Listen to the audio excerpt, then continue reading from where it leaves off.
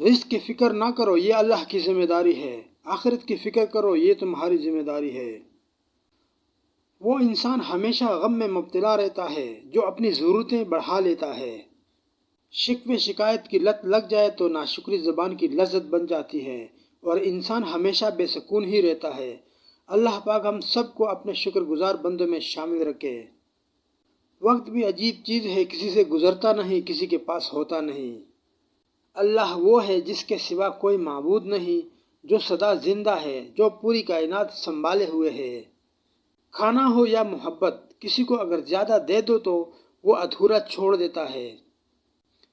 ہر کوئی آپ کی پرواہ نہیں کرتا۔ آپ کو بہت سے لوگ ملیں گے جو صرف ایک خیال رکھنے والے شخص ہونے کا بہانہ کرتے ہیں، لیکن جلد یا بددیر وہ اپنی حقیقت دکھا دیں گے۔ انتظار ایک مضر صحت بیماری ہے، یہ یا تو انسان کو مار ڈالتی ہے یا کسی کام کا نہیں چھوڑتی۔ آپس کی رنجشوں کی سب سے بڑی وجہ یہ بدگمانی ہے کہ جیسے میں خیال رکھتا ہوں دوسرا کیوں نہیں رکھتا۔ جب بدگمانی پیدا ہو تو منفی سوچوں کی بجائے دوسروں کی اچھائی کے بارے میں سوچیں۔ بدگمانی سے رشتے کمزور پڑ جاتے ہیں۔ دنیا میں صرف ایک محبت ایسی ہے جس کو دیکھ کر اللہ تعالیٰ خوش ہوتا ہے، وہ بیوی کی خاوند سے اور خاوند کی بیوی سے محبت ہے۔ جو کسی سے فائدہ اٹھانے کو اپنی قابلیت سمجھتا ہے وہ بہت جلد خود بے فائدہ انسان بن جاتا ہے۔ کامیاب لوگوں کی غیبت کرنا ناکام لوگوں کی مجبوری ہوتی ہے۔ بعض اوقات ہم پوری طرح مخلص ہو کر بھی کسی کی نظر میں بیکار ہوتے ہیں۔ قدر اور وقت بھی کمال کے ہوتے ہیں۔ جن کی قدر کرو تو وہ وقت نہیں دیتا اور جن کو وقت دو تو وہ قدر نہیں کرتا۔ جانور اور انسان میں کیا فرق ہے؟ جو صرف اپنے لیے سوچے وہ جانور ہے اور جو دوسروں کے لیے سوچے وہ انسان ہے۔